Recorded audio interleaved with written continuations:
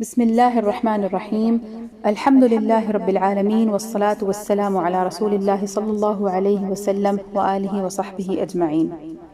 کتاب ہے مسند امام اعظم رضی اللہ تعالی عنہ، عنوان ہے باب فضل الصلاة فی مواقیتها، نماز کے اوقات میں نماز کی فضیلت۔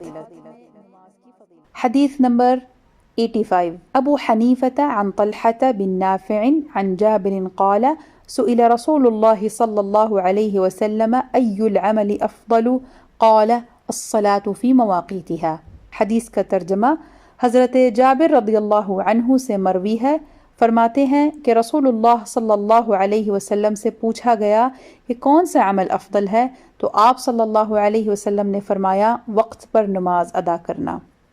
حدیث کی شرح، یعنی نبی اکرم صلی اللہ علیہ وسلم سے افضل ترین عمل کے بارے میں سوال کیا گیا تو آپ صلی اللہ علیہ وسلم نے فرمایا نماز کو اس کے وقت میں پڑھنا۔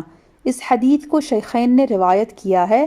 اسی طرح حضرت عبداللہ بن مسعود رضی اللہ تعالی عنہ سے مروی ہے کہ نبی اکرم صلی اللہ علیہ وسلم نے فرمایا اللہ تعالیٰ کے نزدیک سب سے پسندیدہ عمل نماز کو اس کے وقت میں پڑھنا ہے، پھر والدین کے ساتھ نیکی کرنا، پھر اللہ کی راہ میں جہاد کرنا پسندیدہ ہے۔ حاشیہ میں ذکر ہے شرح الملا علی القاری رحمۃ اللہ تعالی علیہ علی مسند الامام الاعظم، صفحہ نمبر 319۔ یہ کتاب PATF اسلامک انفو کی جانب سے پیش کی جا رہی ہے۔ فقہی مسائل۔ قال اللہ تعالی ان الصلاة كانت على المؤمنین کتابا موقوتا، پارہ نمبر 5 سورۃ النساء، آیہ نمبر 103۔ آیت کا ترجمہ، بے شک نماز ایمان والوں پر فرض ہے، وقت باندھا ہوا۔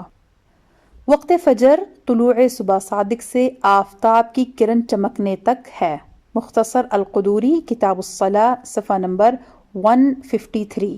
وقت ظہر و جمعہ آفتاب ڈھلنے سے اس وقت تک ہے کہ ہر چیز کا سایہ علاوہ سایہ اصلی کے 2 چند ہو جائے۔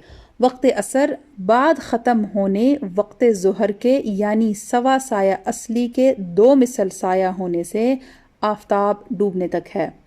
وقت مغرب غروب آفتاب سے غروب شفق تک ہے۔ حاشیہ میں ذکر ہے مختصر القدوری کتاب الصلاة، صفحہ نمبر 154۔ وقت عشاء و وتر غروب سپیدی مذکور سے طلوع فجر تک ہے۔ اس جنوباً شمالاً پھیلی ہوئی سپیدی کے بعد جو سپیدی شرقاً غرباً طویل باقی رہتی ہے اس کا کچھ اعتبار نہیں، وہ جانب شرق میں صبح کاذب کے مثل ہے۔ حاشیہ میں ذکر ہے الفتاوی الرضویہ کتاب الصلاة، باب الاوقات، جلد نمبر 5، صفحہ نمبر 153۔ آپ دیکھ رہے ہیں PATF Islamic info YouTube channel.